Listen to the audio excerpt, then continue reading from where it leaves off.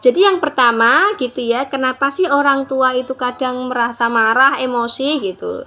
Ternyata apa? Ternyata ekspektasi tidak sesuai realita.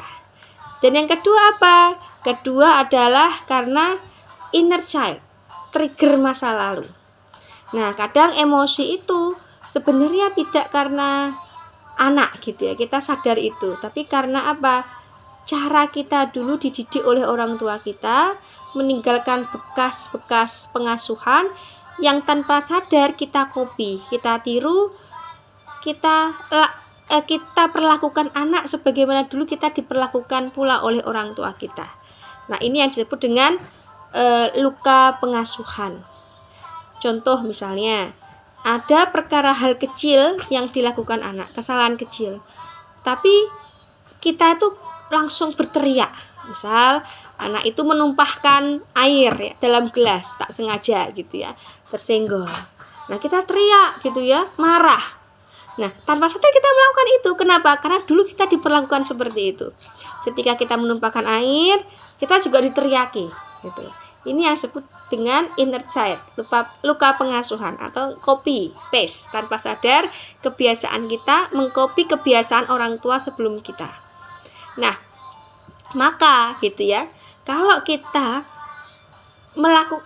merasakan hal ini, kita harus paham bahwa ini sesuatu hal yang cukup berat, dalam arti kita sendiri belum selesai dengan diri kita.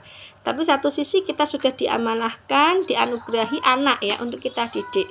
Maka baiknya jadikanlah ini sebagai motivasi untuk kita berubah menjadi lebih baik dan menyelesaikan luka masa lalu kita.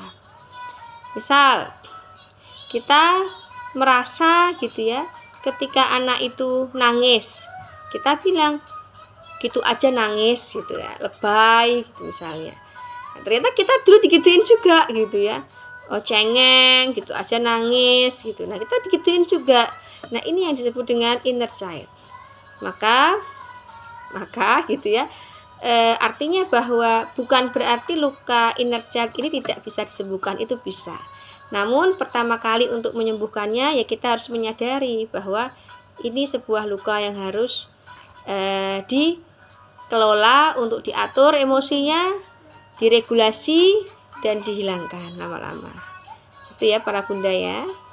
Dan yang ketiga yang membuat kita kadang emosi kepada anak gitu ya, itu adalah kelelahan fisik dan mental. Nah, kadang orang tua merasa lagi capek, banyak beban, banyak pikiran, kurang waktu istirahat. Apalagi kalau yang suka begadang malam, biasanya mengganggu stabilitas emosi kita. Jadi kondisi biologis itu mengganggu stabilitas emosi. Nah, apa yang harus dilakukan? Ya mau tidak mau ya meregulasi kelelahan itu atau menstrategikan agar tidak meledak-ledak gitu ya emosinya, meskipun memang secara fisik, secara pikiran masih banyak beban. Karena namanya tubuh fisik itu kan memang tidak bisa diketahui ya gitu. Dan yang terakhir, ingin mengontrol. Kadang tanpa sadar orang tua ingin mengontrol anaknya, ingin selalu benar, tidak memberi ruang untuk anak itu salah. Namanya anak itu tempat salah, jalan aja jatuh, handuk habis mandi berserakan, sepatu berserakan gitu ya, mainan berceceran. Kemudian kita sampaikan nasihat, mereka mengatakan begitu. Nah, di dalam agama ini memang dilarang gitu ya. Di dalam agama anak memang harus didisiplinkan. Namun di dalam agama juga mengajarkan ada tahap untuk mendisiplinkan dan untuk membina anak ya. Tidak instan gitu ya. Maka upaya kita hari ini sebenarnya ya bagaimana kita membimbing gitu loh, bukan mengontrol. Karena manusia itu kalau dikontrol itu malah pinginnya lepas dari kontrol itu. Tapi kalau dibimbing, nah dia akan mandiri dalam berpikir karena mereka punya yang namanya akal. Nah, dan yang terakhir tentu kurang ilmu dalam pengasuhan. Karena tidak semua orang tua diajarkan cara komunikasi yang baik. Ya para bunda ya. Nah, gimana kalau anak sudah terlanjur marah bunda? Misal nih, anaknya sudah terlanjur anak yang pemarah. Ustazah, anakku itu sukanya pemarah. Jadi sedikit-sedikit marah gitu ya. Meledak-ledak gitu. Kemudian tidak ada masalah apa-apa, dia ada yang kurang berkenan makanannya, entah masalah perkara kecil jadi besar. Atau anak sudah terlanjur jadi anak yang minder. Jadi dia suka menutup diri. Yang dia rasakan tidak dia ekspresikan. Sampai orang tua tuh bingung. Sebenarnya ini anak itu yang dirasakan apa? Itu saya kalau di sekolah itu mendapati murid-murid yang begitu juga ada. Jadi dari murid yang pemarah, kesenggol sedikit langsung emosinya meledak-ledak gitu ya. Gelasnya dipakai temennya nggak sengaja karena temen nggak tahu itu dikira gelas sekolah begitu. Langsung marah-marah, dicuci dong gelas itu kamu, apa begitu? Meledak-ledak emosinya. Ada yang minder, jadi dia tidak suka bergaul, menutup diri begitu ya. Kayaknya bagi para ustadz mungkin ini anak yang patuh gitu ya, tapi minder sendiri itu juga sebuah problem loh bagi diri anak, kepercayaan dirinya begitu kan. Kemudian ada pula ya model anak itu yang dia memberontak. Jadi ketika dikasih arahan malah nggak mau, maunya suka-suka saya begitu ya. Ada yang begitu juga. Nah, ketika kita mendapati anak begini nih, ya kan, bukan berarti anak ini terlambat untuk diperbaiki. Mindset kita harus tepat dulu ya, gitu. Tetapi apa? Bisa jadi, gitu ya, yang perlu diluruskan itu adalah pelabelan kita terhadap mereka. Kenapa? Jadi kita jangan melabeli anak itu anak nakal, anak susah diatur, anak susah dikendalikan, anak yang sudah terlambat untuk diarahkan. Tapi kita harus punya pola pikir bahwa oh ini adalah tanda anak butuh kebutuhan emosi. Jadi ada kebutuhan emosi dari si anak yang belum terpenuhi, yang masih harus diperbaiki dan butuh pendekatan. Nah, bagaimana kita cara memperbaiki kondisi-kondisi anak seperti itu? Nah, misalnya mendapati anak yang seperti itu, yang pertama adalah kita sebagai seorang yang menghadapi anak secara langsung, kita ubah cara pandang kita. Jadi pertama dari kita sendiri ya, karena kita mau merubah anak tadi. Jangan melihat bahwa anakku nakal, muridku nakal, susah diatur. Tapi lihat, oh anakku ini sedang kesulitan mengelola emosi. Oh, dia sedang bingung bagaimana cara menyampaikan perasaannya. Nah, ini seperti itu. Oh, dia belum tahu, belum lihai bagaimana mengungkapkan isi hatinya atau pikirannya. Sehingga dia dengan marah atau dengan berdiam gitu ya. Nah, jadi ketika cara pandang kita berubah terhadap anak, maka respon yang akan kita berikan pun akan berubah. Jadi tidak dengan meluap-luap marah juga. Ini anak gitu ya, nggak sopan sama gurunya, nggak sopan sama orang tuanya gitu ya, teriak-teriak. Nah, ketika kita sudah berpikir begitu tidak sopan, respon kita akan marah. Kenapa? Karena menganggap ini anak kalau nggak diperbaiki durhaka gitu ya, begitu. Tapi kalau kita sudut pandangnya adalah oh ini anak belum tahu cara menyampaikan emosinya, meregulasi perasaannya. Nah, akhirnya respon kita juga berubah, sikap kita akan berubah. Kita nggak ikut tinggi ya, tinggi emosi kita begitu. Kita akan tetap tenang. Itu yang pertama ya, para bunda. Yang kedua adalah apa? Hentikan reaksi keras. Jadi sesuatu yang keras jangan dilawan dengan kekerasan gitu ya. Batu sama batu sama-sama hancur. Muridnya atau anaknya hancur hatinya, gurunya atau orang tua yang juga hancur hatinya gitu ya. Merasa kelelahan semuanya gitu. Karena emosi atau marah tuh ya buat capek dan lelah lo ternyata gitu ya. Nah, maka yang dilakukan apa? Yang dilakukan adalah Kalau anak marah, maka yang dilakukan kita para bunda adalah diam dulu. Kita kendalikan hati kita dulu. Jadi kalau kita nggak bisa berespon cepat, masih ikut kita kendalikan hati kita. Diam 3 detik, tarik nafas, kayak begitu. Lalu tanpa membenarkan sikap anak ya, kita menyampaikan bahwa kita paham bahwa anak itu marah. Kita validasi dulu emosi si anak. Kita akan bilang, Umi tahu kamu lagi marah ya. Kamu lagi marah ya sama Umi ya. Kamu kecewa ya, misalnya. Nah, bukan berarti kita setuju akan kemarahan dia, namun kita empati. Jadi biar dia tahu bahwa kita itu merasakan perasaan dia. Nah, ketika ada orang yang kemudian merasakan yang dia rasakan, itu kan terasa bahwa bahagia. Akhirnya perasaannya itu tidak sia-sia, saya begini gitu ya. Nah, jadi merasa dipahami, dimengerti. Lalu baru ajarkan cara mengelola emosi. Kalau misal kamu marah, tak perlu teriak-teriak, nak. Coba kamu tarik nafas, sampaikan gitu ya. Kamu mau bilang apa? Yang tidak kamu sukai apa? Yang kamu buat marah apa? Begitu ya. Nah, itu begitu. Jadi terus dilatih. Jadi ternyata mengelola emosi itu butuh latihan ya, nggak bisa instan. Dan tentu butuh bonding ya para bunda.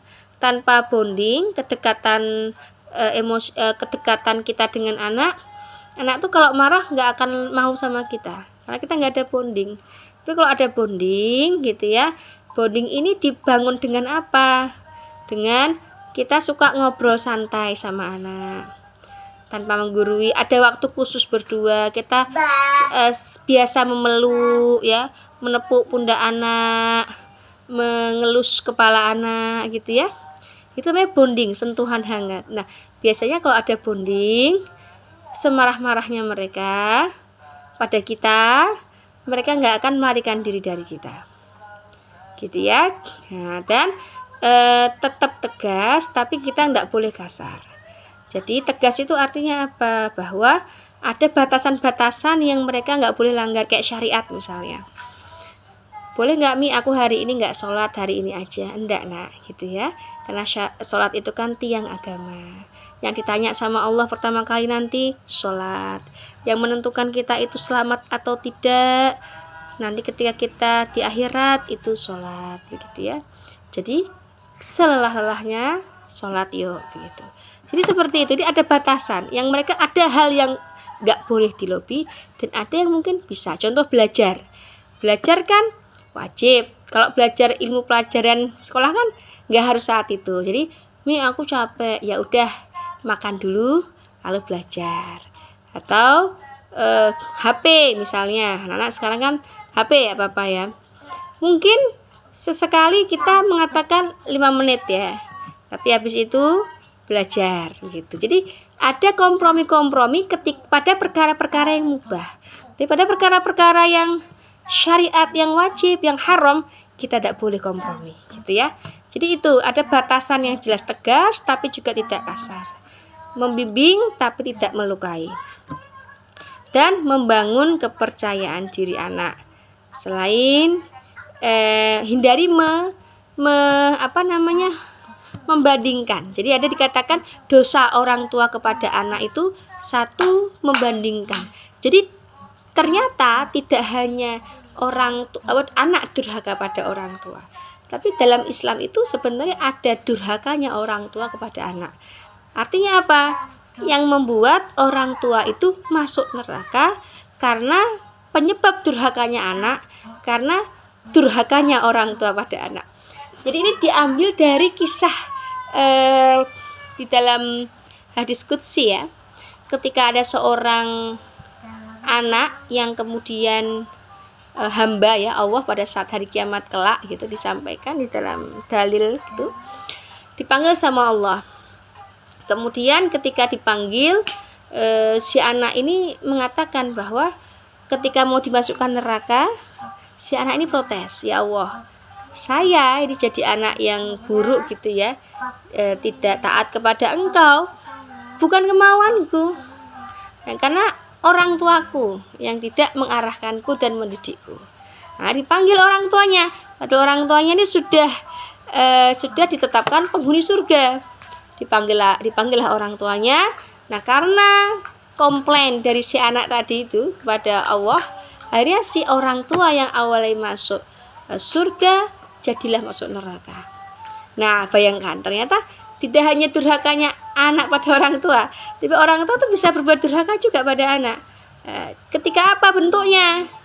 Satu, misalnya dia membandingkan anaknya bahwa "Mbok kamu tuh rajin kayak dia, mbok kamu tuh kayak dia, seperti dia." Nah, ini membandingkan tidak boleh. Yang kedua adalah kita menyampaikan kesalahan anak di depan teman-teman dia, sehingga menghancurkan nama dia. Paling gampang ya para bunda. Tadi itu anak saya itu kan ada masalah gitu ya, dia membuat persoalan. Kemudian dia pesen ke saya, "Umi jangan cerita-cerita ya Mi, pokoknya jangan cerita-cerita." Saya berpikir, wah berarti ini anak saya tuh tidak mau kesalahan dia diceritakan gitu ya. Artinya berarti dia pingin saya tuh bisa dipercayai oleh dia. Nah kayak gitu. Jadi kita tuh tidak boleh kayak menyampaikan, menceritakan kesalahan anak kita di depan umum atau bahkan tanpa seizinnya misalnya. Karena ternyata itu adalah bentuk memperburuk nama dia, dan dia kalau tahu itu dia akan sakit hati gitu ya, dan jadi doa yang buruk juga untuk kita. Dan apalagi mengapresiasi perkara yang buruk atau batil. Jadi pada perkara yang haram malah kita apresiasi, pada perkara yang nggak taat kepada Allah malah kita apresiasi. Ini bahaya juga gitu ya. Nah, dan lain-lain. Jadi ada ya, itu beberapa sikap durhaka orang tua kepada anak yang harus kita hindari. Nah, itu kan perbanyak doa ya para bunda ya. Nah, baik, maka kunci dari mendidik anak adalah anak tidak butuh orang tua yang sempurna para bunda ya, tapi anak butuh orang tua yang mau belajar untuk memahami mereka. Maka strategi pertama dalam mendidik anak, ketika anak marah atau membentak ya, misalnya anak lagi kesal nih, membentak kepada kita. Orang tua jangan bilang begini, "Wah, kamu jangan bentak-bentak dong, jangan teriak-teriak." Atau, "Soal kurang ajar kamu ya, ngomongan kayak gitu ndak sopan gitu." Jangan para bunda solihah ya. Tapi apa?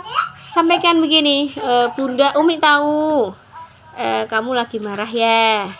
Atau kamu boleh marah. Setelah marah, tapi jangan lama-lama ya, karena kita yuk bicarakan apa yang membuatmu nggak senang gitu ya.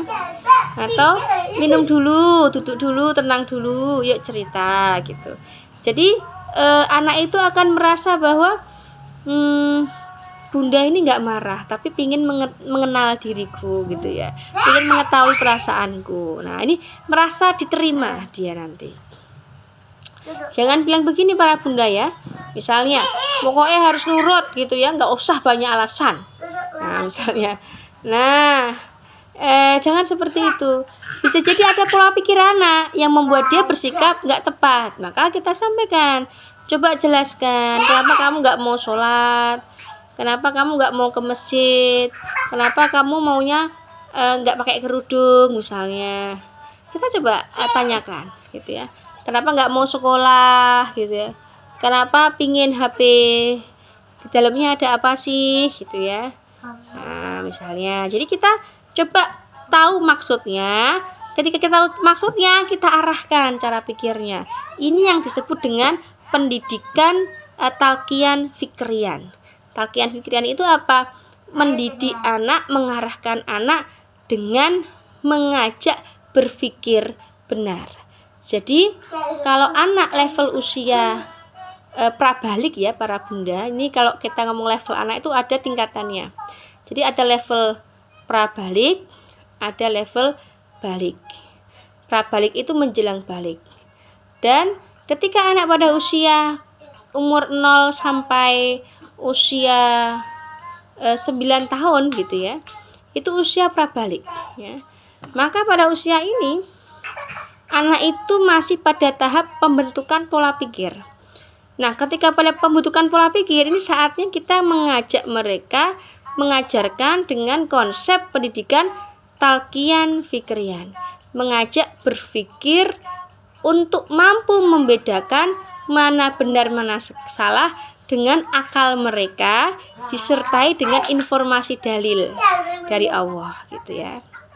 Coba kalau anti misalnya tidak sholat, kira-kira nanti ketika ketemu Allah ditanya jawabnya apa gitu. Jadi itu talqiyan fikriyan, mendidik dengan menanamkan konsep pola pikir.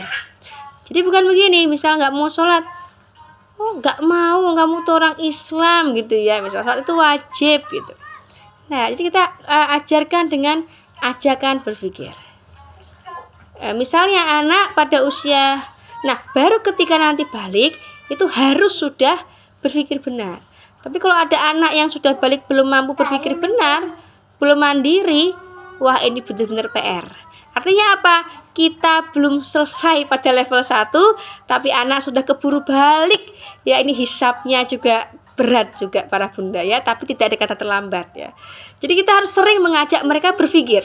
Contoh misalnya begini, murid saya itu ada yang belum pakai kerudung. Ya, tapi bukan murid sekolah ya, murid di luar. Nah, ketika ketemu saya, dia nggak berkerudung, kemudian saya menegur sama dia. Karena dia sudah balik, sudah besar. Saya bilang, mengapa anti nggak pakai kerudung gitu ya. Jawabannya dia adalah, kan kebaikan hati nggak dilihat dari kerudungnya, Ustazah. Jadi kalau hatinya baik ya baik, nggak harus berkerudung. Toh banyak orang berkerudung hatinya nggak baik. Nah ini kalau kita langsung mengatakan bahwa berarti anti gitu ya, orang yang nggak taat gitu ya, mau memasukkan bapak anti ke neraka ya gitu ya. Dia akan bisa jadi ya, kalau dia nggak punya keimanan yang kuat, kita katakan gitu ya bisa marah. Tapi kita coba aja berpikir, berarti ada cara berpikir dia yang belum selesai, yang belum terjawab ketika di pembentukan pola pikir ketika masih muda berarti. Nah, kita aja berpikir, kita buat analog yang dia mampu jangkau. Nah, gitu ya. Kalau Kak Anti beli permen, Anti lihat permen, satu permen tidak terbungkus, satu permennya terbungkus. Yang Anti ambil itu permen yang terbungkus atau permen yang nggak terbungkus? Ya yang terbungkus, Ustazah. Kenapa terbungkus?